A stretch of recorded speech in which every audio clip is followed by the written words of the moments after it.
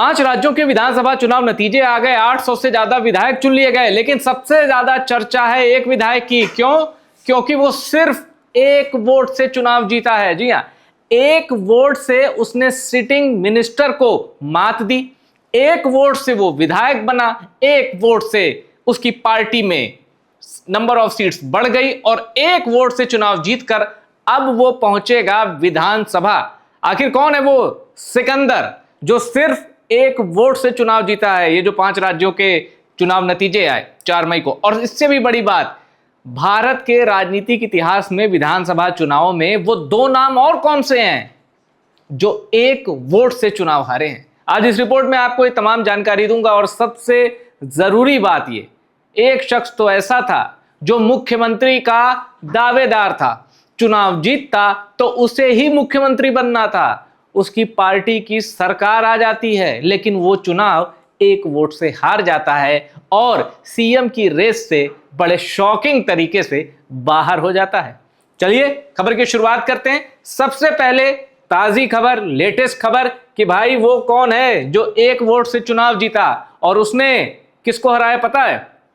चलिए खबर को खोलते हैं। वो तमिलनाडु का एक शख्स है जिसने स्टालिन के पावरफुल मिनिस्टर को हराया है, स्टालिन यानी डीएमके के, और जो शख्स एक वोट से जीता है वो है थलपति विजय यानी सुपरस्टार विजय की पार्टी टीवीके का एक प्रत्याशी। और जानते हैं राजनीति में जो अजूबे तो होते हैं, लेकिन आप सोचिए कि वक्त, जज्बात, हालात कैसे बदलते हैं। 30 में से 25 राउंड तक मंत्री जी रहे हावी, बट गई मिठाई, पटाखे फोड़े जाने लगे, मिठाइयां बांटी जाने लगी। क्यों? क्योंकि 30 राउंड की गिनती में से 25 राउंड तक मंत्री जी की लीड जो है ना बरकरार रही। मतलब 25 राउंड की जब काउंटिंग हो गई तो पता चला कि डीएमके के जो मिनिस्टर हैं ये आगे चल रहे हैं, मिठाइयां बांटी जाने लगी, पटाखे फोड़े जाने लगे। फिर क्या हुआ? एक वोट से हार गए। चलिए अब आपको बताते हैं कौन है वो लकी प्रत्याशी और कौन है वो सबसे बदनसीब राजनेता। चलिए सबसे पहले मैं आपको बताता हूं कि डीएमके के उस मिनिस्टर का नाम क्या है। पेरिया करुप्पन ये नाम है और ये डीएमके के मिनिस्टर है, मतलब थे। अब तो इनकी पार्टी ही सत्ता से बाहर हो गई, स्टालिन ने हार कबूल ली और अब विजय ने 2 हफ्ते का समय मांगा है कि भाई हम बहुमत साबित करेंगे, शपथ ग्रहण होगा। विजय को किसका सपोर्ट मिलेगा ये सब अभी इन फ्यूचर है। अब विजय की पार्टी है टीवीके, उसी के एक नेता हैं श्रीनिवासा सेतुपति यानी थलापति का सेतुपति। विजय की पार्टी टीवीके। अब इनको वोट कितने मिलते हैं जरा देखिए, 83,375 ये टीवीके के कैंडिडेट श्रीनिवास सेतुपति को मिले वोट हैं। और डीएमके के कैंडिडेट को कितने मिले? 83,374। एक वोट से ये जनाब जीते और एक वोट से ये हार गए। ये बन गए लकीएस्ट एमएलए इन 5 स्टेट्स और ये बन गए सबसे दुर्भाग्यशाली प्रत्याशी, सबसे दुर्भाग्यशाली नेता। और सबसे बड़ी बात, अब ये सोच रहे होंगे कि एक वोट मुझे इनका मिल जाता बीजेपी का थिरुमारन, इन्होंने 29,000 से ज्यादा वोट जुटाए, अच्छा अमाउंट है 29,000 से ज्यादा वोट, वो भी तमिलनाडु में, वो भी बीजेपी कैंडिडेट का। ये सोच रहे होंगे इन्होंने हराया, राम्या मोहन ने हरा दिया क्या जिन्हें 15,000 वोट मिले, राजा केपीएम ने हरा दिया क्या। ये सोच रहे होंगे मैं किससे हारा, पर असलियत यह है कि ये नोटा से भी हार गए। 700 से ज्यादा लोगों ने नोटा का बटन दबाया। अगर 2 लोग नोटा का बटन न दबाते और इनको वोट करते तो ये चुनाव जीत जाते, लेकिन ऐसा नहीं हुआ। मोरल ऑफ द स्टोरी, एक वोट की कीमत क्या होती है इनसे पूछिए, इनसे पूछिए। अब अतीत के पन्ने खंगालते हैं। एक बड़ी दिलचस्प कहानी आपको बताता हूं, उन 2 लोगों की कहानी जो एक वोट से चुनाव हार गए।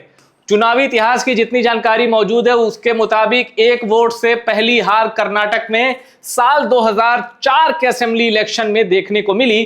कांग्रेस के रंगास्वामी ध्रुव नारायण ने जनता दल सेकुलर यानी जेडीएस, देवगौड़ा और कुमार स्वामी वाली पार्टी, जेडीएस के विधायक AR कृष्णमूर्ति को एक वोट से हराया। कृष्णमूर्ति इसी सीट से 1994 और 1999 में जनता दल के टिकट पर जीते थे, जबकि ये रिपोर्ट है वो कह रही कि आजकल वो कांग्रेस में है, इस समय कोलेगल सीट से एमएलए हैं।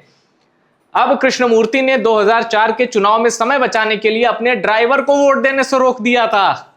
देखा आपने, एक वोट से चुनाव हारे, बाद में पता चला कि इनका ड्राइवर जो कि उसी कॉन्स्टिट्यूएंसी का वोटर था वोट देने जा रहा था, पर इन्होंने कहा तुम वोट देने जाओगे, गाड़ी ऐसे ही खड़ी रहेगी, उतनी देर में तुम गाड़ी से मुझे कहीं ले चलो। ये सोच उन्हीं पर भारी साबित हो गई और वो हार गए। अब इससे कहीं ज्यादा इंटरेस्टिंग है ये कहानी। सीपी जोशी, राजस्थान कांग्रेस के कद्दावर लीडर। सीपी जोशी विधायकी के साथ साथ मुख्यमंत्री बनने का मौका भी गंवाने वाले इकलौते नेता हैं। कैसे?